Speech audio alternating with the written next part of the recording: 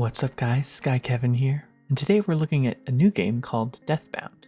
We're going to get into the details of it, my first impressions, and I'm just going to go through and play some of the game for you. So, let's get started.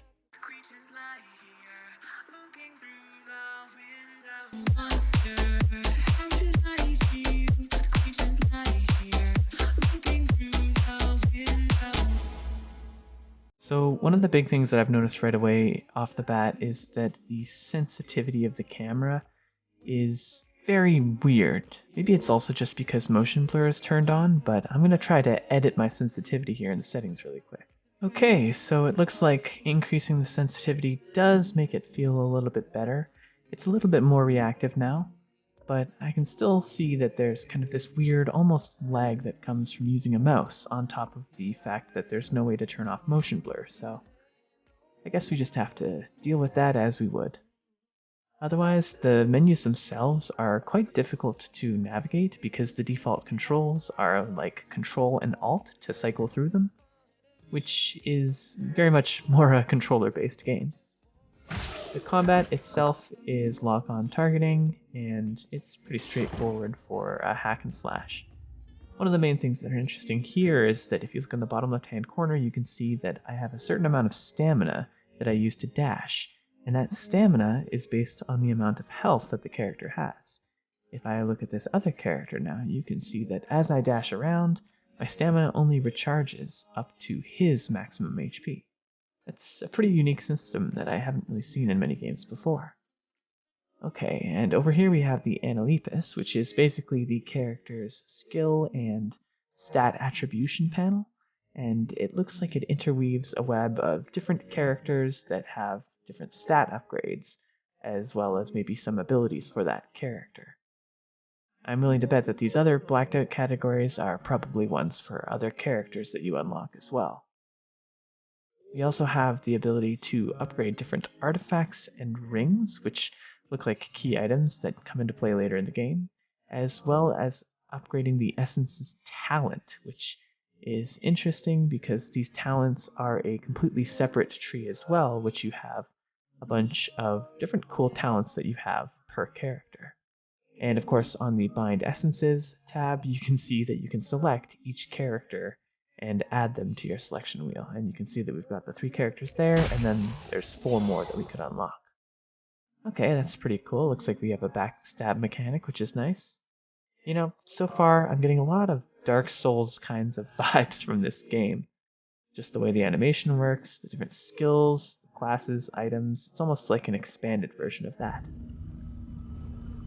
Wow, okay, so definitely looks like a Dark Souls style game. Very, very similar intro at least. Okay, so it looks like I unlocked that character and now I can use him as a playable character. I think the action combat in this is good, albeit a little slow, at least right now. I feel very rooted in place, but maybe that will change over time.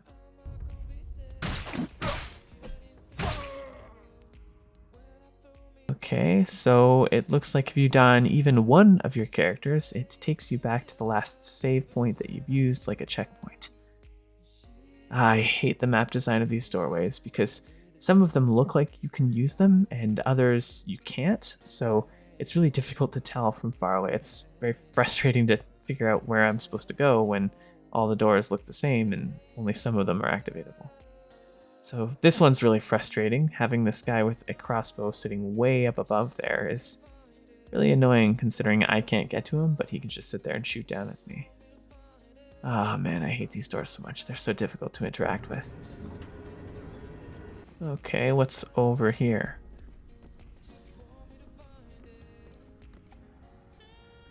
Oh, a cutscene? Could this be? Is this the boss?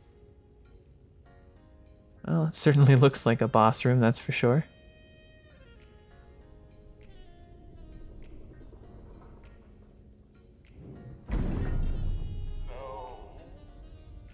Oh. Well, there you go. Your Dark Souls style boss in the flesh. So let's see how this goes.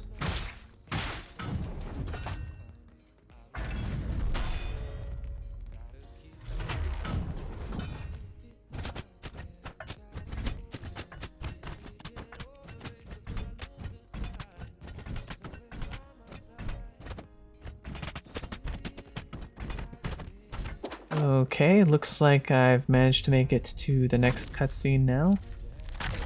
And that is, I guess it's heads growing out of the chest for some reason.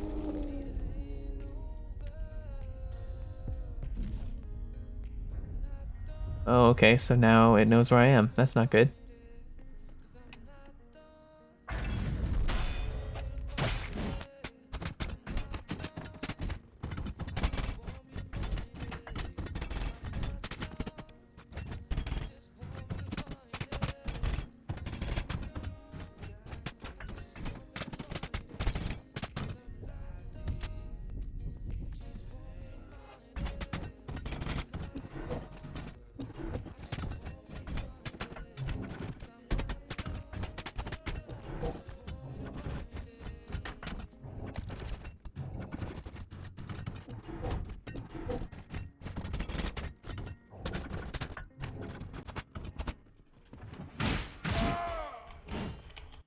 Ah, okay, so I guess that whole fight and just that one little combo to take out half of my HP, that's a bit frustrating, but is what it is, I guess. It's kind of annoying that when you only have one of your guys die, you have to go back to whatever the checkpoint was instead of having all four of them die and being able to just continue with having the one character remaining.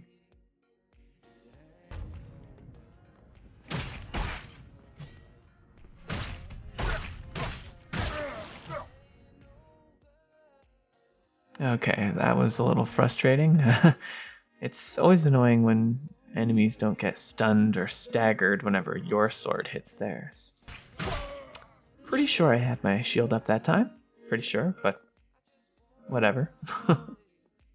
Okay, I feel like I'm getting a little bit of the hang of it now. It's a little bit more difficult, but you just have to keep swapping between your characters as you're using that to dodge and combo attacks.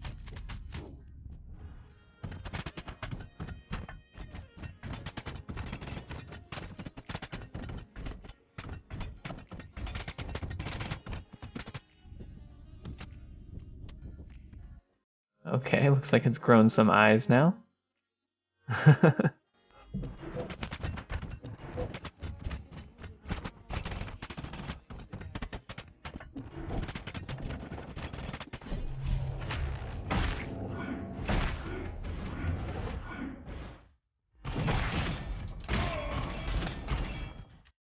Ah, oh, jeez, that was like one full combo right there to take me down from like half HP to 0 again.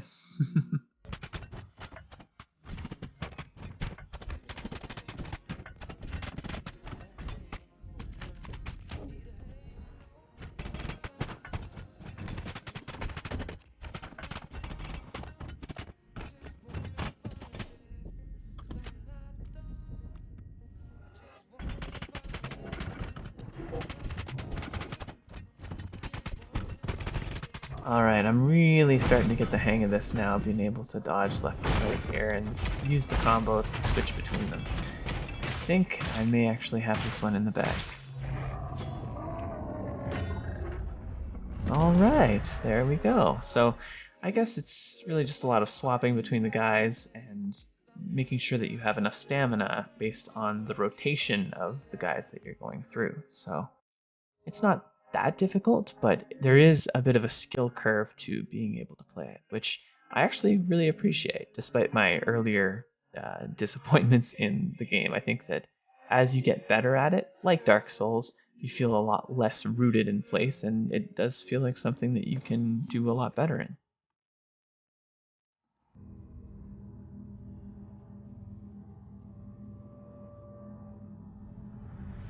And it looks like that's it. So there we go. That is the Deathbound demo. And honestly, I'm pretty excited to see what people think of this. It's basically a Dark Souls clone, but it's got a bit of a unique art style, which it's not really my kind of thing to have the futuristic yet medieval setting, but I'm sure that there are going to be a lot of people that like that style.